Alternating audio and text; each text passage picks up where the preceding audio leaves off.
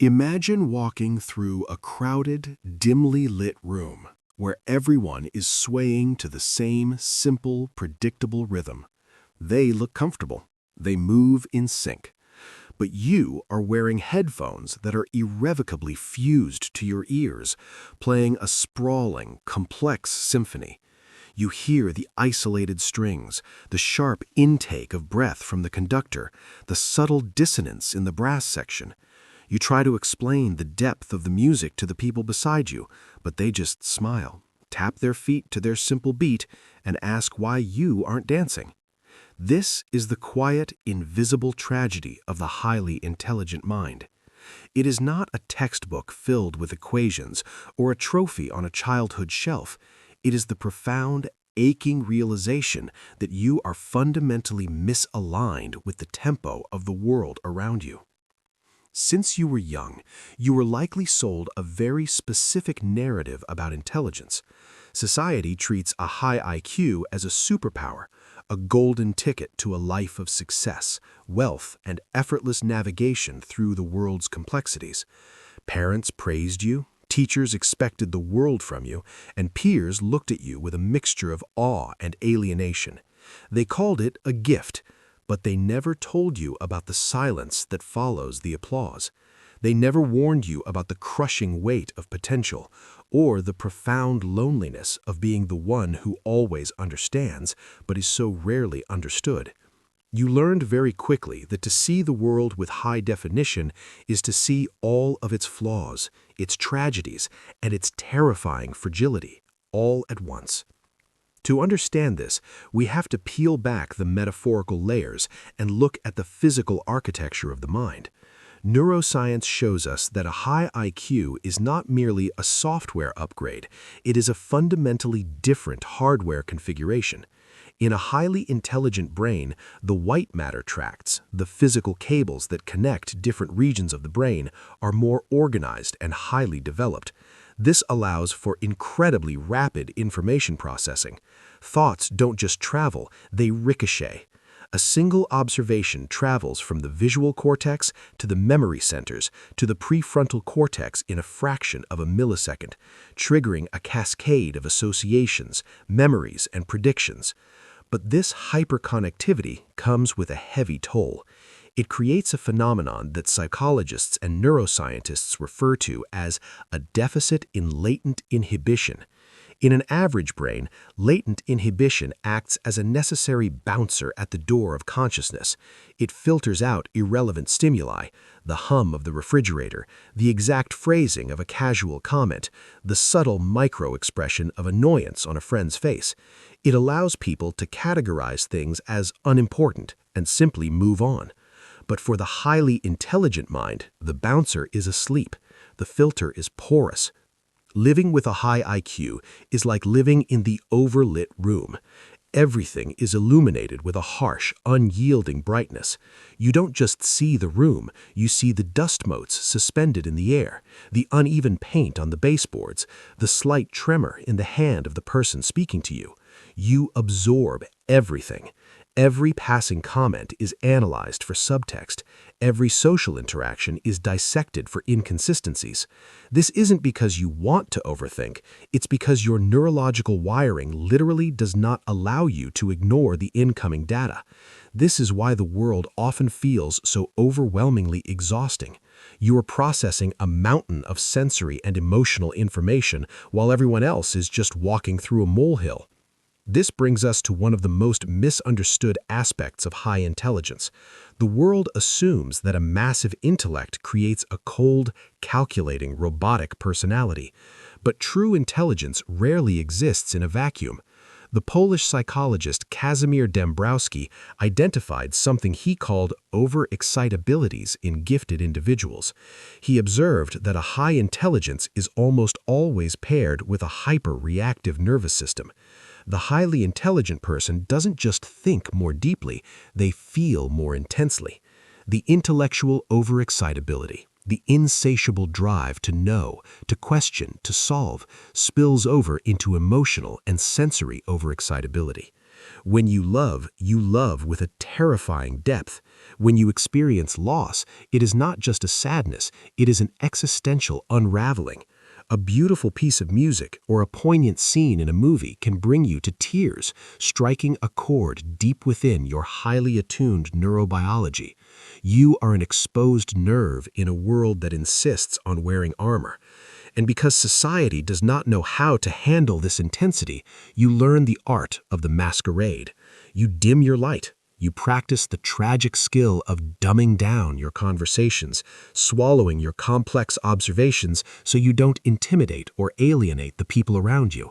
You build an invisible wall, carefully curating a version of yourself that is palatable, safe, and easily digestible for the masses. You trade your authenticity for the illusion of belonging. Yet, despite this camouflage, you cannot turn off the machine. You suffer from what can only be described as the Cassandra Complex. In Greek mythology, Cassandra was given the gift of prophecy, but cursed so that no one would ever believe her. The high IQ brain is a prediction engine. Because you process variables so rapidly and recognize patterns so accurately, you often see the end of a situation before it has truly even begun. You see the logical conclusion of a friend's toxic relationship.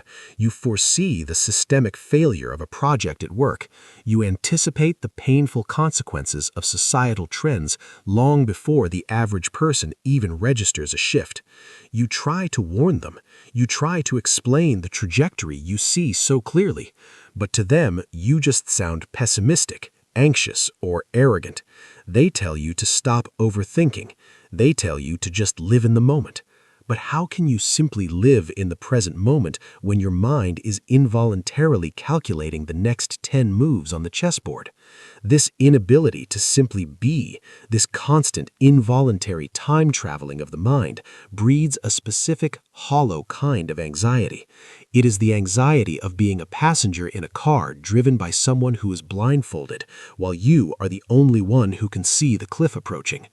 This endless cycle of seeing, processing, predicting, and being misunderstood slowly erodes the spirit.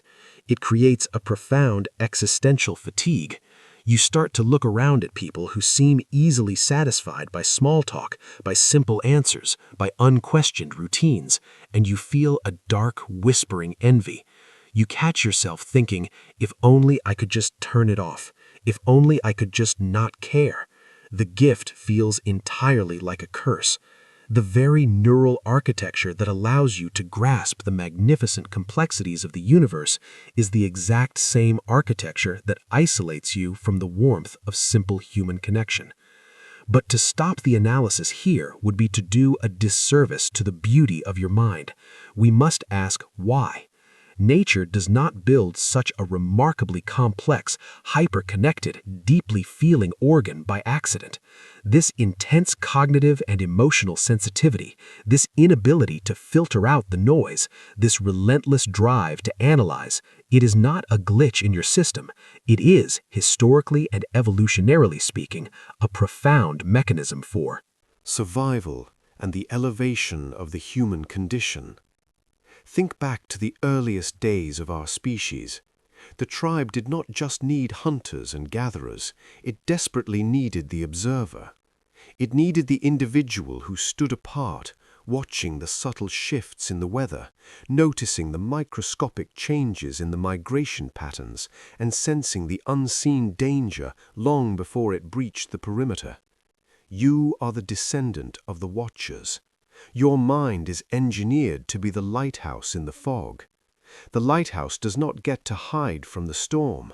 It is built to stand directly in the path of the crashing waves, keeping its light steady, absorbing the violence of the tempest so that others might navigate safely. This hyper-awareness is not your flaw, it is your ancestral function. But when we transplant that ancient, vigilant architecture into the modern world, a world overflowing with constant trivial noise, digital echo chambers, and superficial metrics of success, the lighthouse goes blind. The mechanism turns inward. What was once a tool for survival becomes a catalyst for profound anxiety. In psychology, this intersection of high intelligence and emotional distress often points toward a deeply ingrained survival mechanism born from childhood. For many highly intelligent individuals, your cognitive abilities were weaponized early on, not by choice, but out of necessity. You became a master at reading the room because perhaps the room was unstable. You learned to predict the emotional weather of your caregivers, analyzing their micro-expressions and shifting your behavior to keep the peace. You weren't just being smart, you were being hyper-vigilant. You used your intellect to build an invisible fortress. Your massive cognitive capacity became a way to rationalize the irrationality of the adults around you. This is the true burden that lies. You have spent your entire life using a supercomputer to run a localized defense system, and you are utterly exhausted. This exhaustion brings with it a very specific type of grief that is rarely discussed: ambiguous loss. You are mourning the loss of a life you never actually had, the life of blissful ignorance. You grieve the ability to just let things go. You look at others who can clock out of their jobs, sit on their couches, and simply exist, untroubled by the existential dread of the universe, and a quiet, heavy sorrow washes over you. You are mourning the simplicity that your brain fundamentally denies you. It is a lonely mourning, because how do you explain to someone that you are sad because you understand too much? Yet the path forward is not found in lobotomizing your intellect or continuing the painful masquerade of playing small. The healing begins with a radical, almost terrifying act of acceptance. You must stop waiting for the world to catch up to your frequency. Imagine you are a grand piano sitting in a room full of snare drums. For years, you have been trying to make yourself sound like a drum, slapping your own keys, frustrated that you are producing this messy, resonant noise instead of a sharp, simple snap.